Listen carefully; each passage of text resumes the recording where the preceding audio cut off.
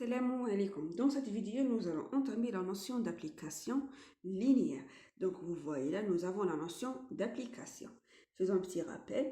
Donc, une application F, c'est quoi? Est une correspondance entre deux ensembles non vides quelconques, E et F. Donc, nous disons que l'application F, donc l'application F est dite linéaire. Donc, on a ajouté le mot linéaire si les conditions suivantes soient vérifiées. Alors, la première chose, il faut que E et F soient des espaces vectoriels sur le même corps K. Donc, puisque E et F, ce sont deux espaces vectoriels différents, donc ils sont munis de deux lois différentes. Donc, la première, on la note additive plus E, et la deuxième loi externe est notée fois E, la deuxième donc plus F et fois F. Donc sinon, s'il n'y a pas de problème, vous pouvez éliminer ces notations. Donc on met directement plus et multiplication sur le même, donc des espaces vectoriels sur le même corps K. Ensuite, vous voyez pourquoi on considère le même corps K. La deuxième condition, il faut que pour n'importe quel alpha et bêta de scalaire quelconque dans le corps K, pour n'importe quel deux vecteurs quelconque x et x' dans l'espace de départ E, il faut que l'application satisfasse la condition suivante. Donc on dit que f de alpha x plus bêta x' égale alpha f de x plus bêta f de x'. Précisons maintenant les lois qu'on utilise. Alors, on a x dans E et alpha dans le corps. Donc là, nous avons la loi externe de l'espace E. La même chose pour le deuxième terme. Donc la loi externe, elle est à valeur dans E. Donc là, nous avons la loi interne de l'espace E. F de x, il est dans l'image, c'est-à-dire il est dans l'espace vectoriel F. Alpha dans le corps, donc là, nous avons la loi externe de F. La même chose pour le deuxième terme de l'égalité. Et là, donc, nous avons, pour le même raisonnement, nous avons la loi interne de l'espace F. Donc, vous voyez là, alpha et bêta, il faut qu'ils soient dans le même corps K. Nous disons que l'image de la combinaison linéaire égale la combinaison linéaire des images. Donc, ce que nous avons fait, en fait, on n'a fait que sortir les scalaires alpha et bêta et la somme. Donc, vous voyez cette écriture. Donc, F est linéaire si elle vérifie les deux conditions suivantes. Il faut que les deux ensembles soient des espaces vectoriels sur le même corps K et cette condition soit vérifiée. Donc, nous avons quelques notations. Alors, si l'application F est bijective, nous disons que F est un isomorphisme. D'accord? Donc, F, elle est entre E et F. Deuxième notation. Si les espaces E et F sont identiques, alors nous disons que F est un endomorphisme. D'accord? Donc F, elle agit entre E et E.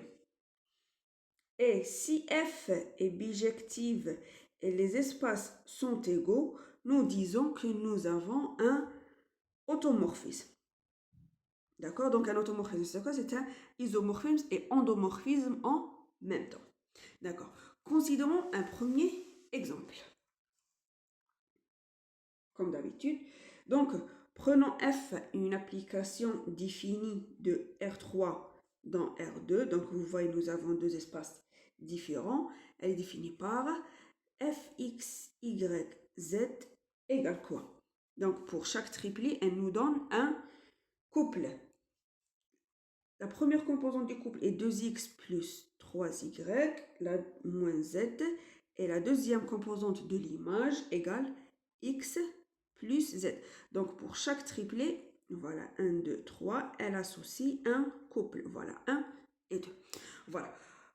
Vérifions que l'application F est bien linéaire. Premièrement, donc, vous voyez que R3 avec l'addition et la multiplication usuelle que nous connaissons, et R2 muni avec l'addition et la multiplication. Donc, l'addition, c'est la somme des composantes, et la multiplication par un scalaire, c'est-à-dire on fait chaque composante, on la multiplie par le scalaire. Donc, ce sont des R espaces vectoriels.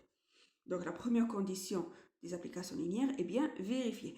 Vérifions maintenant la deuxième condition. Alors, prenons alpha et bêta de scalaires quelconques dans le corps des réels.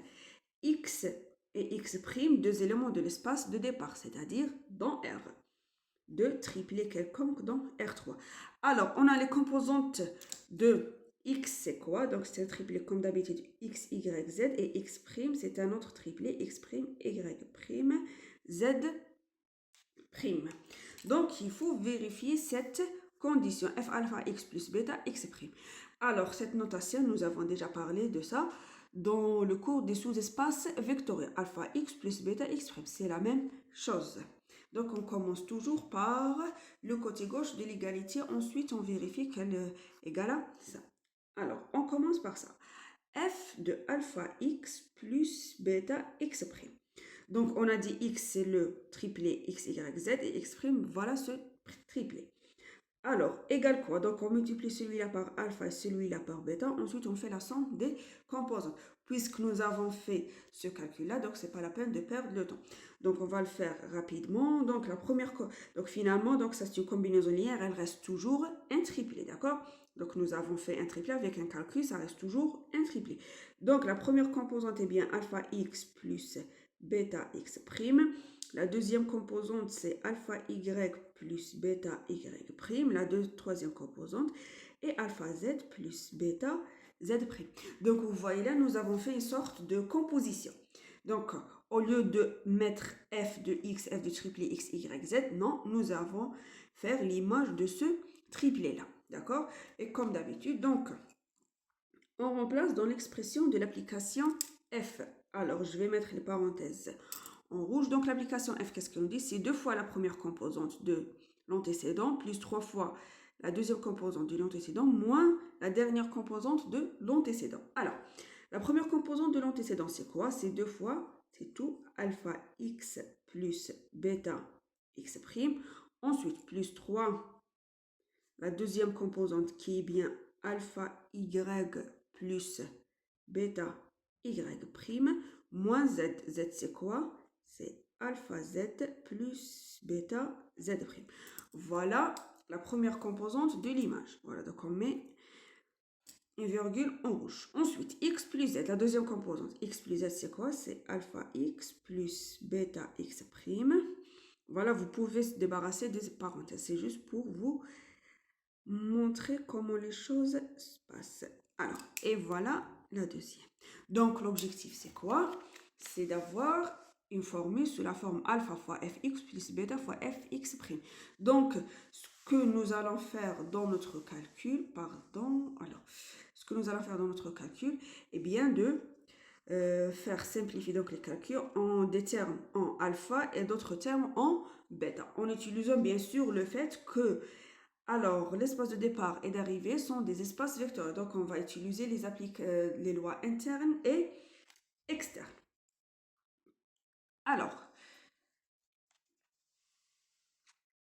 on va travailler avec la première composante. Donc, on va écrire les termes en alpha. Donc, voilà, c'est alpha fois 2x. Voilà, donc on a pris alpha 2x plus 3y moins z plus bêta, voilà, fois 2x', plus, là nous avons 3y' moins z'. Ensuite, on fait la même chose avec la deuxième composante. Donc, nous avons alpha x plus z, ensuite plus bêta x' plus z'. Donc là, nous n'avons pas des coefficients. Ensuite, puisque R2 est un espace vectoriel, donc on a le terme, donc c'est genre nous avons x plus y et x plus c, donc on va utiliser la loi interne. Donc on va séparer les termes en alpha et bêta. Donc ça nous donne quoi? 2 alpha fois 2x plus 3y moins z. Voilà pour la première composante. Alors je travaille toujours en rouge pour bien... Voilà donc la deuxième parenthèse, nous avons quoi? Donc voilà le premier terme et le deuxième terme c'est quoi? C'est bêta 2x' plus 3y' moins z'. D'accord? Ensuite, on passe à la deuxième composante. Donc, alpha x plus z, nous la mettons dans la première parenthèse. Et la deuxième, donc bêta dans la deuxième parenthèse. X' plus z'. Voilà. Donc, nous avons obtenu deux couples dont les composantes sont multipliées par alpha. Et le deuxième couple est multiplié par bêta. Donc, puisque R2 est un espace vectoriel, donc on va utiliser maintenant la loi externe pour faire sortir les scalaires. Donc, on aura quoi? Alpha. Il reste maintenant 2x plus 3y moins z. Et la deuxième composante, c'est x plus z. Vous voyez, toutes les composantes sont multipliées par alpha. La même chose pour la deuxième parenthèse. Donc là, nous avons 2x' plus 3y' moins z'. Et là, nous avons x' plus z'. Alors, comparons maintenant avec l'expression f. Donc, nous avons 2x plus 3y moins z dans la première composante. C'est la même chose, x plus z. Et là, nous avons la même chose avec les primes. C'est-à-dire, celui-là, ce n'est rien que alpha x, y, z. Et celui-là, plus bêta f de x', y' et z'. Et ça, ce n'est rien que alpha f de x plus bêta f de x'. Donc, on a commencé par le fait que f de alpha x plus bêta x', on a trouvé qu'elle égale à bien alpha f de x plus bêta f de x'. Et là, on déduit que notre application est bien linéaire. Voilà la méthode universelle pour démontrer qu'une application entre deux espaces vectoriels est bien linéaire. Très bien. Donc, vous voyez dans les exercices, on a approfondi, on a fait plusieurs exercices sur ces notions-là. Maintenant, considérons quelques propriétés des applications linéaires. Donc, on va démontrer le théorème suivant. Donc, ce théorème est souvent utilisé dans l'algèbre linéaire. Alors, donc on considère E et F, bien sûr, avec leurs lois, deux cas espaces vectoriels. Et F, une application linéaire entre les espaces vectoriels E et F. Alors, l'image de 0 de E égale 0 de F. Pour les applications linéaires, l'image de 0 est toujours égale à 0. Alors, pour une application qui n'est pas linéaire, donc l'image de 0 n'est pas forcément 0. Prenons un exemple. Donc, F définit de R entre R. Donc, pour chaque X, elle associe X plus 1. Donc, vous pouvez vérifier que cette application n'est pas linéaire. D'accord? Donc, F de 0 égale à 1. Voilà. Donc, c'est juste pour vous montrer que cette propriété générale. Donc, c'est pour toute application linéaire. L'image de 0 égale à 0. Donc, on démontre cette propriété comme le cas des espaces vectoriels. Alors, F de 0 de E égale quoi? Donc, f de 0 de E, il est dans l'espace d'arrivée qui est le f. Donc, on peut l'écrire sous la forme 0 de E, f de 0 de E plus 0 de f. On a ajouté l'élément neutre, rien n'a changé. Très bien. Et celui-là égale quoi? C'est f de 0 de E. Alors, 0 de f, on peut l'écrire, c'est quoi? C'est un élément moins lui-même. Donc, c'est f de 0 de E moins f de 0 de E, puisque f de 0 de E est toujours dans f. Puisque notre application est bien linéaire, c'est-à-dire que, je vous rappelle de la définition, f de x plus x' égale f de x plus f de x'. Donc là, ce que nous avons pris, alpha égale à 1, bêta égale à 1. Donc là, on a f et x égale 0 de E et x' égale 0 de E. Alors, je vais mettre ça... Voilà, devant moi pour que vous voyez. Donc là, on a alpha égale à 1, bêta égale à 1, x égale à 0e et x' égale 0 de e. Puisque l'application linéaire par l'énoncé du théorème, donc on est dans ce cas, donc celui-là égale quoi? C'est f de 0 de e, x plus x' plus 0 de e, moins f de 0 de e. Très bien. Et f0 de e plus 0 de e, donc c'est 0 de e puisque c'est un élément neutre, moins f de 0 de e. Donc nous avons un élément moins lui-même, donc c'est quoi? C'est l'élément neutre de l'espace d'arrivée qui est bien f. Donc celui-là est 0 de f. Voilà. F de 0 de e égale 0 de f. Et voilà, le résultat a été démontré. Très bien. Avec la même chose et les mêmes idées qu'on a utilisées dans le cours des espaces vectoriels, vous pouvez vérifier pour n'importe quel x dans l'espace de départ E. Donc, on a f de moins x, c'est-à-dire l'image de l'inverse de x égale l'inverse de l'image de x, d'accord? Vous utilisez le même principe qu'on vient de faire. Alors, nous passons à des propriétés des applications linéaires.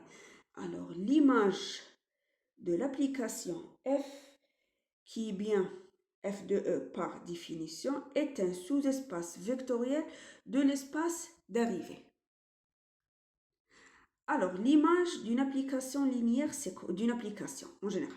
L'image d'une application, c'est quoi? C'est l'ensemble. Donc, c'est l'ensemble des fx, où x appartient à l'espace de départ. Donc, l'image pour les applications des homomorphismes quelconques, c'est un sous-ensemble de l'espace d'arrivée, qui est l'espace F, ou l'ensemble F, d'accord?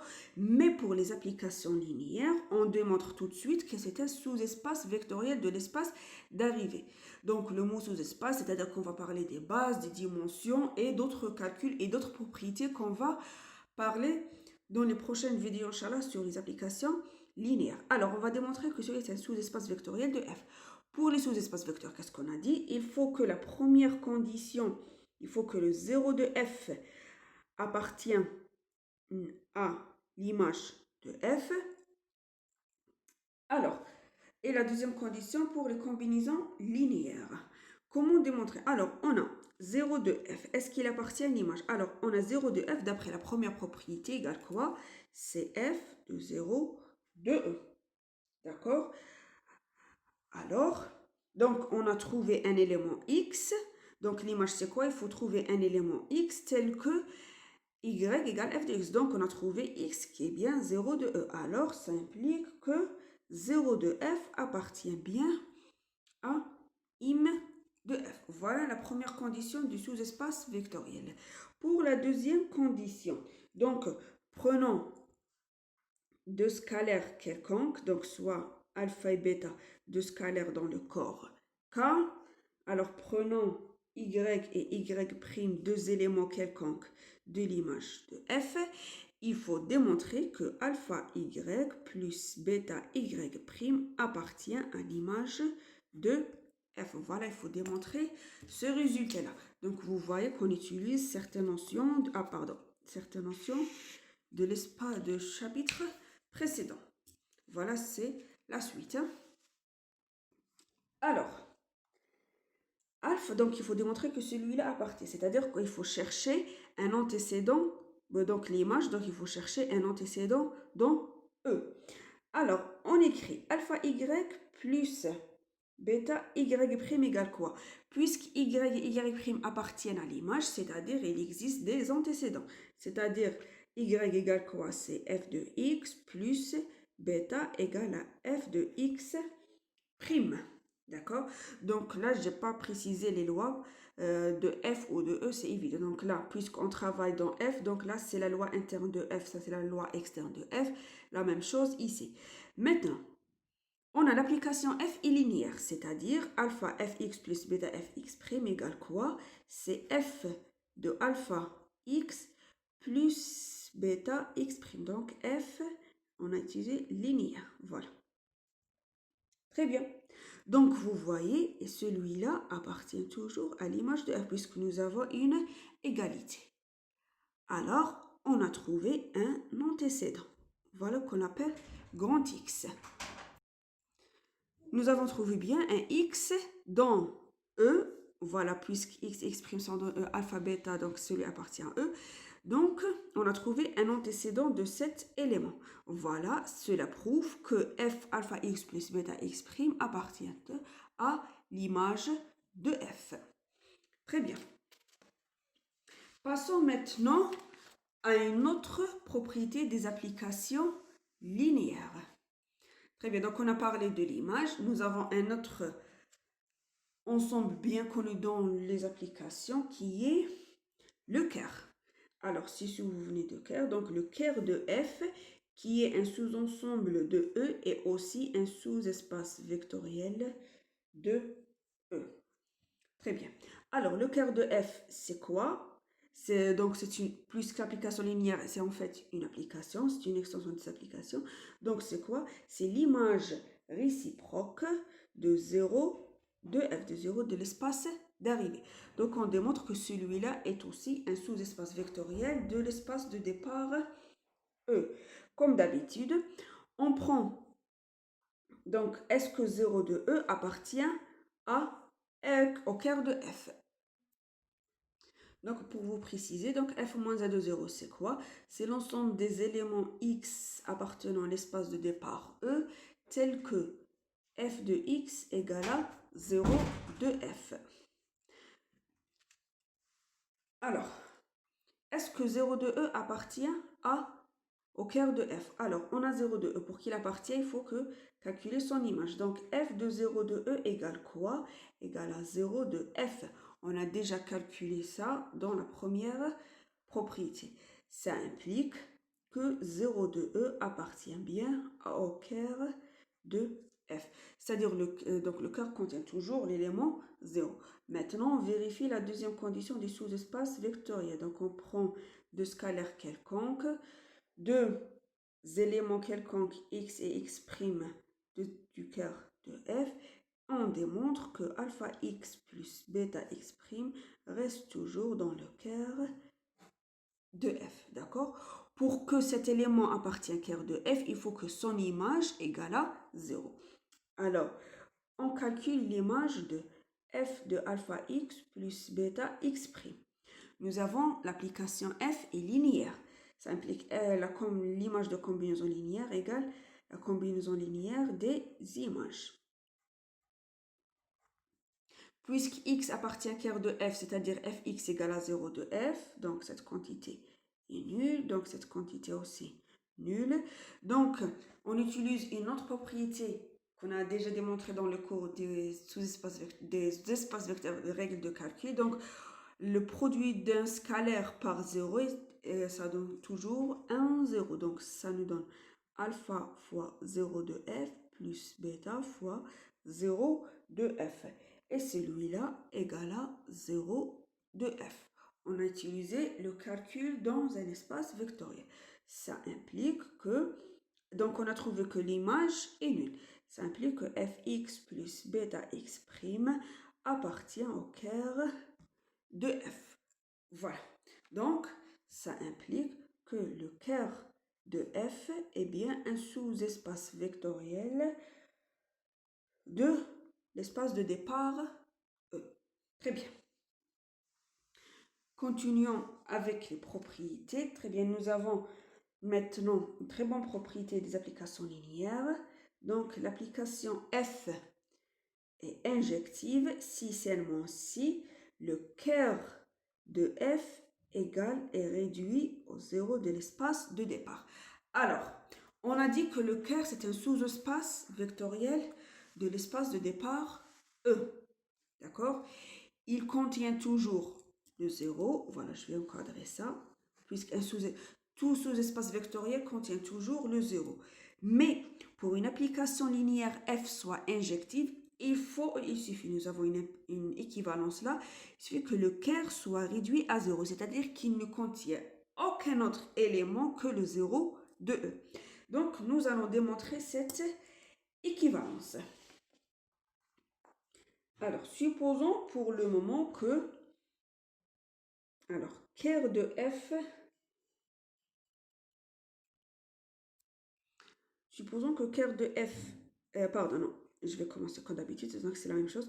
Donc, supposons que f est injective et démontrons que Kerr de f égale à 0, 2. Voilà.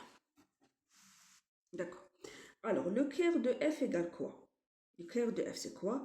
Par définition, c'est l'ensemble, toujours on utilise la définition, vous voyez, donc c'est l'ensemble des éléments x appartenant à E, tels que f de x égale à 0 de f. Voilà la définition du cœur.